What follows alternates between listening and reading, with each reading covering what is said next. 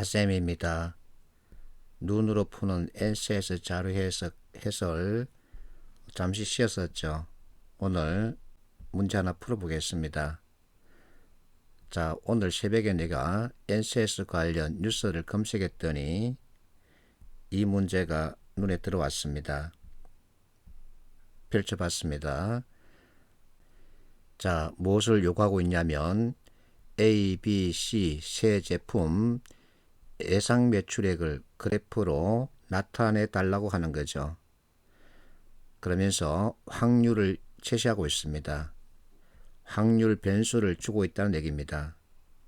그에 따라서 A, B, C 세 개 제품 예상 판매량 그리고 판매 가격을 별도로 주고 있죠.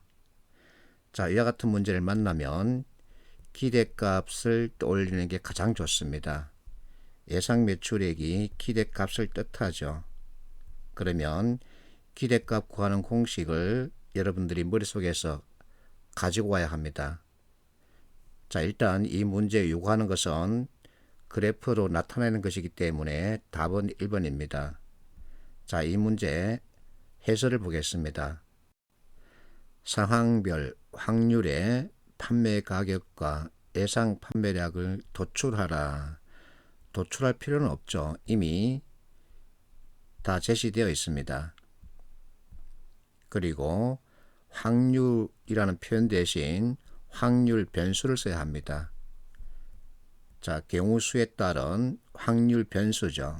그래서 확률 변수에 따른 판매 가격 예상 판매량을 곱하고 더해라 하는 게 맞습니다. 그래서 A, B, C 자, 확률 변수 수량, 확률 변수 수량, 확률 변수 수량 이와 같은 방식대로 하면 A, B, C 각 제품별 매출액을 계산할 수 있죠. 그렇게 해서 이제 합하면 이 값이 나오는데 이 값에 따라서 찾으면 1번이죠. 자, 그러면 우리는 왜 이와 같은 산출식을 사용해야 되나 이걸 알아야 합니다. 이와 같은 문제를 만났을 때 왜 이와 같은 산출식을 사용해야 되는지 그것을 알면 다른 유사한 문제를 만났을 때도 이 산출식을 사용해서 답을 찾을 수 있겠죠. 그래서 개념에 대한 이해가 필요한 겁니다. 자, 학자의 설명입니다. 기대치를 구할 때는 평균값을 사용한다 그러죠. 그러면 여기서 사용하는 평균값은 일반적인 우리가 알고 있는 산술평균을 구하는 그 관계식이 아니라 가중평균 구하는 수식을 사용한다는 겁니다. 여러분들이 많이 알고 있는 가중평균 그 사용법에 대한 이해입니다.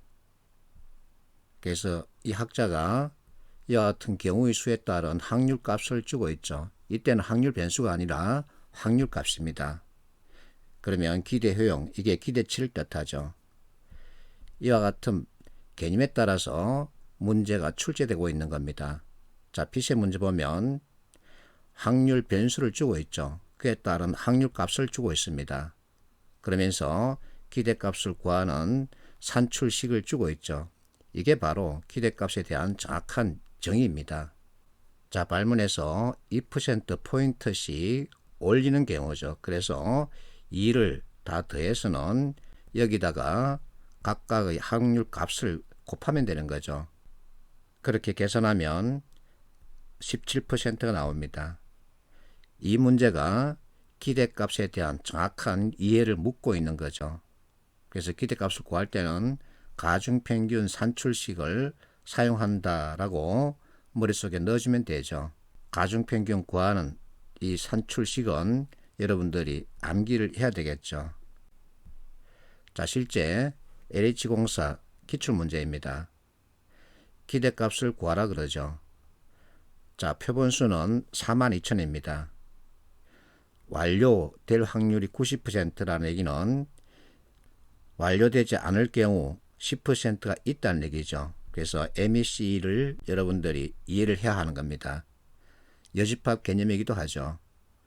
이렇게 나눠 놓고 자, 완료되지 못할 경우에는 5%를 증가시킨다. 그래서 1을 기준으로 하기 때문에 비안에 1.05를 주고 완료에 0.95를 주면 되는 거죠. 이렇게 해서 이제 계산하면 1번이 나옵니다. 이렇게 출제되고 있습니다.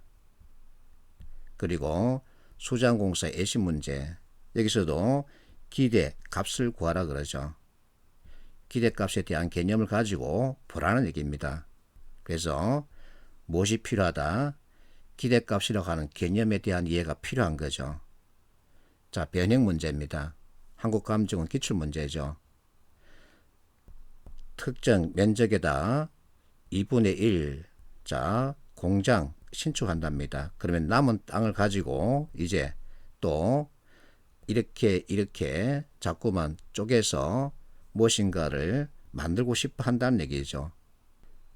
그래서 이 문제 풀이에도 가중평균 개념을 들이댈 수 있습니다. 자, 면적이니까 8만이죠. 여기에 2분의 1, 그리고 남은 땅 3분의 2죠. 또 남은 땅 5분의 3, 그리고 2분의 1, 또 8분의 5죠. 이렇게 곱하면 1번을 답으로 정할 수 있죠. 그래서 이와 같은 문제를 만나면 기대값을 구하라고 하는구나. 기대값을 구하는 수식은 가중평균이니까 머릿속에 암기했던 수식을 떠올려서 빨리 계산하면 쉽게 답을 찾을 수 있겠죠. 그래서 내가 이론에서 비롯된 개념이 있으니까 그 개념을 좀 익혀달라라고 잔소리하는 거죠. 자, NCS 문제 풀이에 필요한 기초 개념 이 책에 다 수록해 놨습니다. 이 책 페이지가 300페이지 됩니다. 그리고 이 책은 750페이지 되기 때문에 합하면 1000페이지가 넘습니다. 너무 많죠. 그래서 분리를 할 수밖에 없었습니다. 자, 어쨌든 기초 개념에 대한 이해를 바탕으로 산업 현장을 보면 이해가 빠르죠. 그러면 문제 풀이의 속도를 낼 수 있습니다. 그리고 개념을 바탕으로 문제 풀이를 시도하기 때문에 정확도를 높일 수 있죠. 이렇게 하면 최소 비용, 최대 효과를 꾀하면서 여러분들이 원하는 면접 열차 타러 갈 수 있는 기대값이 높아지는 겁니다. 화이팅합시오.